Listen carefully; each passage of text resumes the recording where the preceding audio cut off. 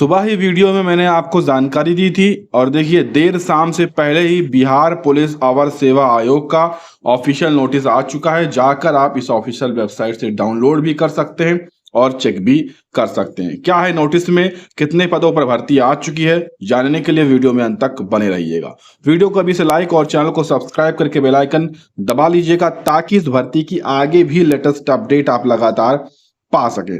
यह जो भर्ती है वो सीधी भर्ती है और सीधी भर्ती है तो विज्ञापन निकाल दिया गया है।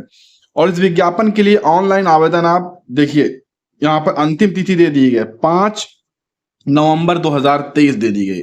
तो आवेदन करने कब से हैं आपको देखिए यहाँ पर जानकारी दी गई है कि बिहार सरकार गृह विभाग आरक्षी शाखा में पुलिस अवर निरीक्षक के पद पर अधिसूचित रिक्तियां, ये सब इंस्पेक्टर की भर्तियां हैं, लेवल 6 की हैं। 12,075 पदों में दिया गया है। इसमें ऑनलाइन आवेदन करने के लिए ऑनलाइन आवेदन आपको यहाँ पर कंप्लीट करने हैं। इस एसआई भर्ती के लिए पात्रता भी निर्धारित की गई है। आप महिला हैं, पुरुष हैं और थर्ड जेंडर हैं, सभी लोग यहाँ पर आवेदन कर पाएंगे।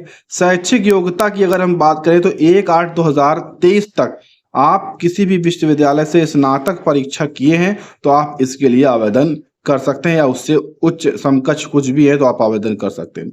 उम्र सीमा की बात करें तो 1/8/2023 तक आपकी जो आयु है वो न्यूनतम 20 वर्ष, अधिकतम 37 वर्ष, ठीक है। महिलाओं की न्यूनतम 20 वर्ष और अधिकतम 40 वर्ष होनी चाहिए। और यह जो आयु है ये आपकी मैट्रिक प्रमाण पत्र में मेंशन होनी चाहिए। ये अनारक्षित की आयु थी।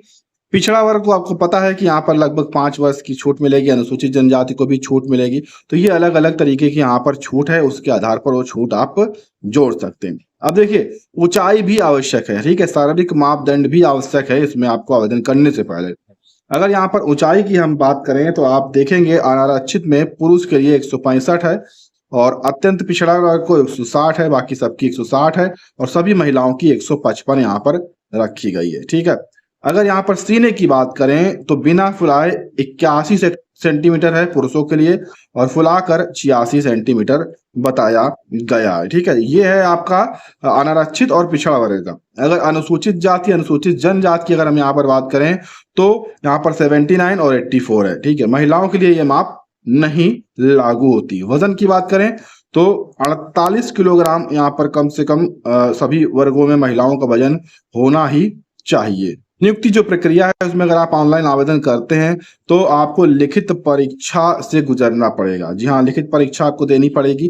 प्रथम चरण की आपकी प्रारंभिक परीक्षा होगी जो कि 200 अंकों की होगी, जिसमें 100 प्रश्न होंगे। 2 घंटे का समय आपको यहाँ पर दिया जाएगा और इस परीक्षा में अगर आप 30% से कम अंक लाते हैं तो आप मुख्य परीक्षा के लिए असफल घोषित किए जाएंगे। तो कम से कम 30% आपको अंक तो लाने ही है और इसमें से ही छांटकर 20 गुना अभ्यर्थियों को द्वितीय चरण की यानी कि मुख्य परीक्षा के लिए आगे भेजा जाएगा, जो कि 200 अंकों की होगी, 2 घंटे की होगी, 100 प्रश्न भी इसमें भी होंगे और न्यूनतम 30% अंक इसमें भी लाने होंगे, अन्यथा यहाँ से भी आप अयोग्य हो जाएंगे। और इन दोनों चरणों की परीक्षा के बाद मेरिट लिस्ट तैयार होती है। इसमें कुछ और भी चीजें जुड़ती हैं, हम आपको आगे दिखाएंगे।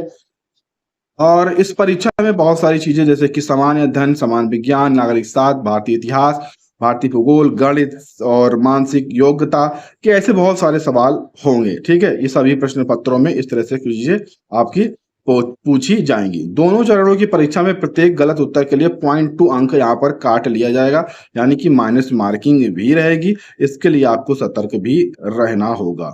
और इसके बाद होता है आपका तृतीय चरण। तृतीय चरण में आपकी शारीरिक योग्यता, दक्षता, ये सभी चीजें जैसे कि दौड़ होगी। यहाँ पर देखिए पुरुषों के लिए 1.6 किलोमीटर यहाँ पर देख सकते हैं आप 6 मिनट 30 सेकंड में। महिलाओं के लिए दी है आपकी 6 मिनट में यहाँ पर 1 किलोमीटर की दौड़, ठीक है। ऊंची कूद यहाँ पर आपकी होगी, महिला पुरुष के लिए अलग अलग। लंबी कूद यहाँ पर होगी, आप यहाँ पर देख सकते हैं, ठीक है। फिर इसके बाद गोला फेंक होगा, ठीक। ये सभी चीजें ये शारीरिक दक्षताओं में आएगा, ठीक है। ये सभी चीजें आपको करनी होंगी। और फिर प्रथम चरण, द्वितीय चरण, तृतीय चरण, तीनों को मिलाकर एक मेगा सूची तैयार की जाएगी और इसी सूची को जो 1275 पद है उसी के आधार पर यहाँ पर सिलेक्शन लिया जाएगा, कैटेगरी वाइज इसे तैयार किया जाएगा और इसी सूची में अगर आपका नाम आता है तो आप यहाँ पर सिलेक्शन पा सकते हैं, ठीक है। और अब बात कर लेते हैं कि आपकी कैटेगरी में किस तरह से कितने रिक्त पद दिए गए हैं। तो ये देखिए आप कुल अनुसूचित जाति में कुल पद हैं 275 और ये महिला को यहाँ पर किस तरह से परिवर्तित किए गए वो भी आप देख सकते हैं। लगभग सभी में 35% जो आरक्षण है वो महिलाओं को दिया गया है। ठीक है, अनुसूचित जनजाति में अत्यंत पिछड़ा वर्ग में 238, पिछड़ा वर्ग में 107, पिछड़े वर्ग की महिला में 82, अनारक्षित को 441, आर्थिक रूप यानी ईडब्ल्यूएस को 111, ट्रांसजेंडर को 5, कुल मिलाकर 1275 पद है। ठीक है, और सब पदों में 35% आरक्षण महिलाओं को लेते हुए उनके पद अलग से डिवाइड कर दिए गए हैं, वो आप देख सकते हैं। तो ये पद हो गए। तो इसी के सापेक्ष जो है फाइनल कट ऑफ जो है मेगा सूची जो है वो तैयार की जाएगी और उसी में आपको सिलेक्शन लेना है। ठीक है, ऑनलाइन ऑफिशियल वेबसाइट मैंने बता दी, एक बार आप फिर से स्क्रीनशॉट ले सकते हैं www.bpssc ठीक है .bis.nis.nic.in ये आपकी ऑफिशियल वेबसाइट है।